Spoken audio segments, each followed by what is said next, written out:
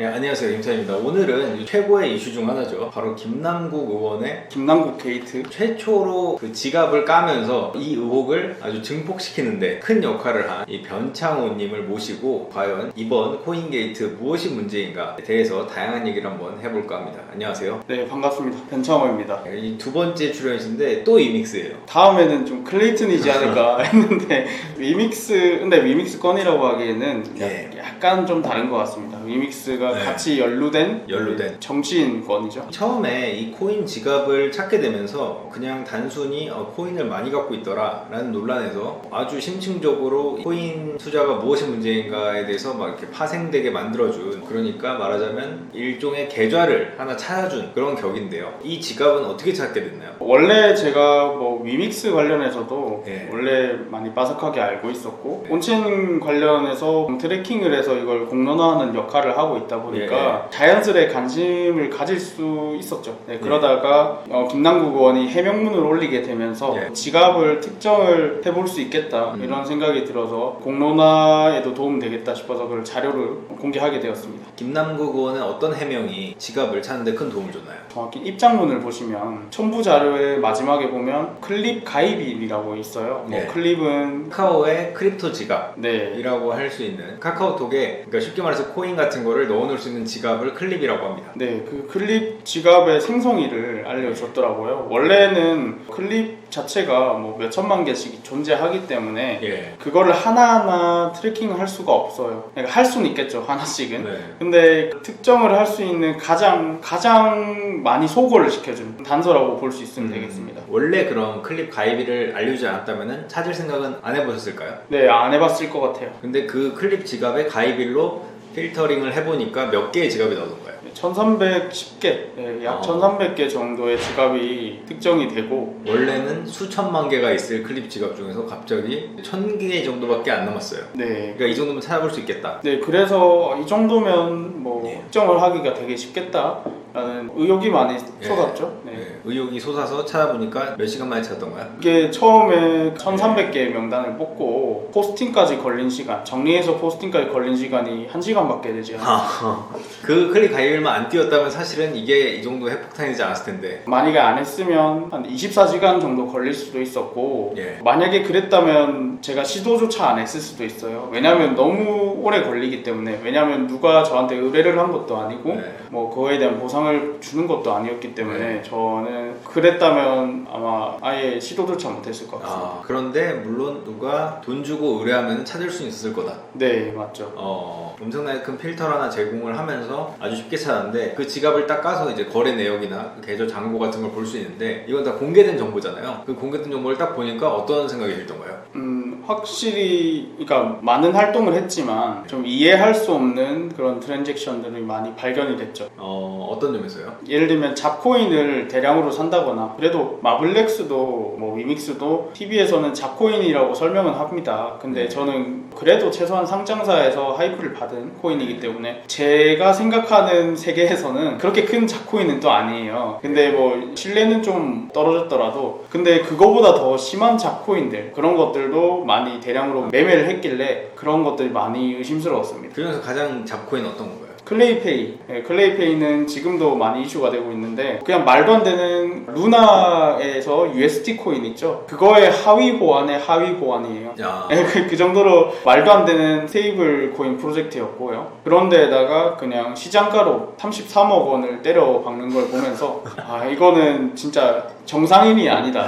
솔직히 말해서 소위 해킹당했다고 해도 될 정도의 그런 트랜잭션이라고 생각합니다. 그 트랜잭션에서 어떤 점이 가장 이상했나요? 33억을 투입을 해서 그 슬리피지나 수수료로 날린 것만 8억입니다. 그러니까 33억에서 예치를 하니까 25억으로 줄어있는 신기한 현상이 발생을 했고요. 그러니까 이게 거래도 잘 안 되는 워낙 잡코인이다 보니까 유동성이 받쳐주질 않으니까 시장가로 그냥 긁어산다라고 하거든요. 근데 무조건 내가 이 돈을 주고 살 테니 내놔라고 이렇게 긁으니까 당연히 파는 사람이 없으니까 고가라도 막 사야 되잖아요. 그러다 보니까 이제 슬리피지라고 하고 그런 수수료 같은 게 어마어마한 액수가 들어갔다. 보통은 한 0.5% 정도? 네, 그 정도. 보통 슬리피지가 1%, 2% 이렇게는 발생을 할 수 있어요. 근데 그렇죠. 5%를 넘어가진 않죠. 예. 뭐 아주 일반적인 거래는 뭐 0.5% 정도? 네, 그래도 네. 뭐 5% 이상 슬리피지가 발생하는 거래라고 하면 보통 다 인지를 하고 거래하는. 예. 근데 이제 이 슬리피지가 거의 한 25%, 30% 정도 슬리피지가 나는 거는 이거 정상이라고 보기는 어렵다. 네, 그러니까 두 번에 나누었으면 한 2억이 세이브 됐을 거고 네. 세 번에 나누었으면 3억이 세이브 됐을 건데 예. 아니면 하다못해 다른 방법이 있어요. 쪼개서 매수를 할 수 있게 도와주는 그런 어플도 있거든요. 네. 그걸 이용했다면 그래도 최대 5억까지 낚였을 것 같습니다. 코인 모르시는 분들은 이게 왜 이상하냐 이거 잘 이해를 잘 못할 수도 있는데 예를 들면 통장에 누구한테 송금을 하는데 그 송금을 5번에 걸쳐 하면은 수수료가 5억 원이 세이브가 돼요. 그냥 클릭 몇 번만 하면. 근데 클릭 몇 번 안 하는 것 때문에 수수료를 5억을 더 낸다. 현실 돈으로 5억 원을 더 낸다라고 생각하시면 될 것 같습니다. 그래서 정상적이지 않다라고 생각이 되는 거고. 네, 그래서 언론에서는 뭐 디파이를 했으니까 엄청 고수다. 거의 뭐 제야의 고수, 무림 고수처럼 이렇게 네, 그런 프레임을 씌우는데 그게 아니에요. 그게 좀 햇병아리 수준의 정말 코린이라고 보면 될 것 같습니다. 정확히 디린이죠. 그러니까 뭐 우리가 코딩 같은 걸 배울 때 헬로 월드 이런 걸 그런 걸로 먼저 배우잖아요. 그렇죠. 근데 만약에 코딩이란 걸 처음 들어본 사람은 헬로 월드 치고 있는 것만 해도 엄청나게 대단해 보일 겁니다. 그 검은 화면에 헬로 월드만 치고 있어도 네. 뭐야 뭐 좀 코딩 좀 하나 이렇게 생각이 들 텐데. 네, 그런 격이라고 볼 수 있겠죠. 그러니까 디파이를 시작을 해서 한 달도 아니다 하루 정도면 배울 수 있는 그 정도의 내용들이었고 그걸 가지고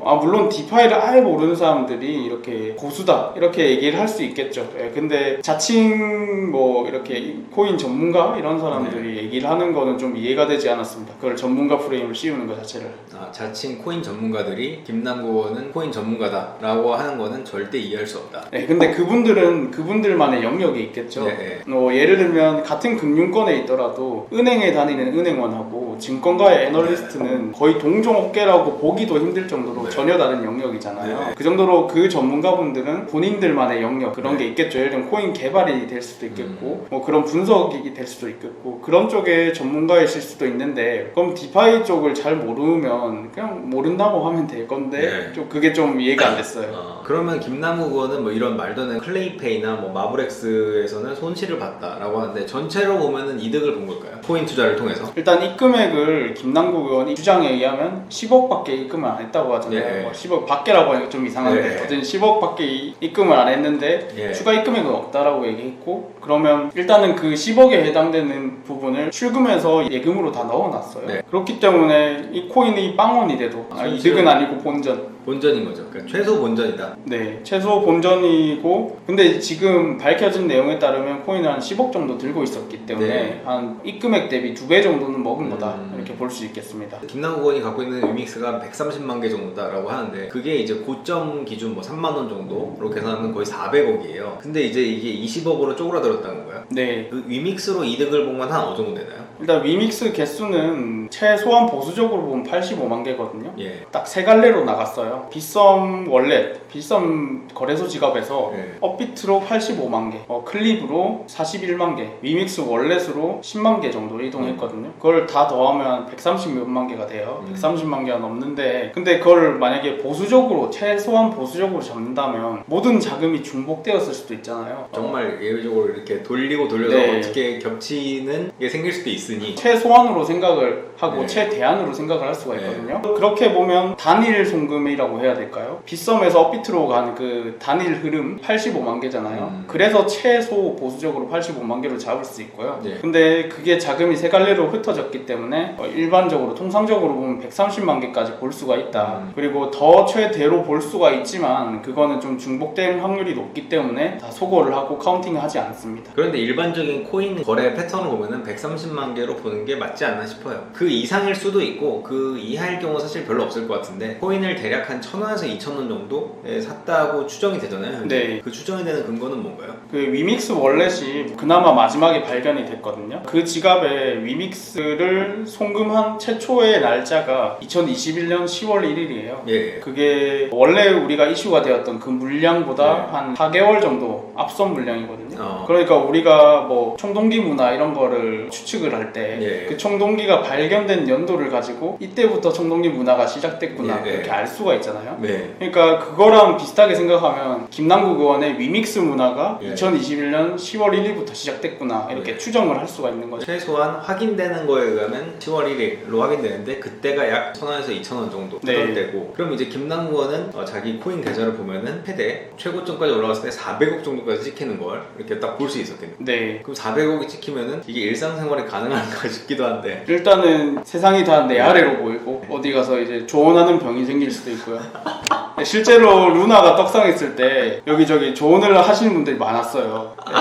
아 맞아요. 갑자기 마치 뭐 자기가 모든 걸 다 아는 것처럼. 그러니까 그거는 사람이니까 어쩔 수 없고 그 사람이 잘못된 거 아니고, 저라도 갑자기 몇백억이 생겼으면 여기저기 조언을 하고 다녔을 수도 있을 것 같아요. 주변에 루나는 신이고 원도는 메시아야, 이거 안 사는 놈 바보다 뭐 이런 식으로 조언도 할 수 있고, 그런 꼬라지로 살아라 라는 그 원도 트위터처럼 갑자기 인성이 그렇게 돼버리는 경우도 생길 수가 있다. 김남국 의원은 그 위믹스를 1,000원, 2,000원대에 사서 언제 정리했나요? 지금 위믹스를 매도한 시점은 다 추정이 되고 있는데요. 80만 개 정도를 뭐 7,000원 선에서 정리를 한 것 같습니다. 대여섯 배 정도는 먹었네요. 네, 그렇죠. 그래서 그 얻은 수익이 대략 80만 개 곱하기 7,000원이면은 4, 50억 정도 되겠네요.